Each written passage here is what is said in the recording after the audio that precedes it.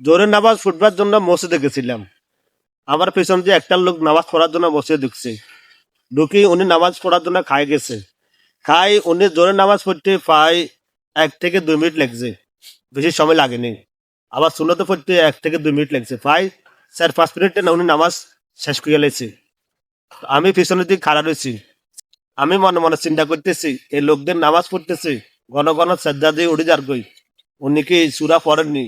না, সূরা পড়েন না। কিন্তু আসল কথা হলো ভাই, আপনি যখন নামাজ পড়বেন আস্তে আস্তে সূরা পড়বেন, ধীরে ভাবে আস্তে আস্তে সুন্দর করে নামাজ পড়েন।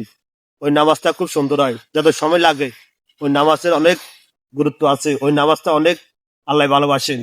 তো অধিকাংশ মানুষ দেখি দোয়াদি করে নামাজ পড়ে চলে যায়। আসলে এটা ঠিক নয়। আমার কথা আছে, ভিডিওটা ধাক্কা দিন না। আবার কিছু লোক আপনি দেখবেন উজু বানাবাল্লা আইলে এখন মসজিদে হুজুর খায় যায় গই, সময় হয়ে গেছে নামাজ পড়ার জন্য। কিছু লোক দৌড়াইয়া দেখবেন আমি উজু বানাবার জন্য। কারণ অজুও বানার নিষেধ আছে দোয়াদু করি।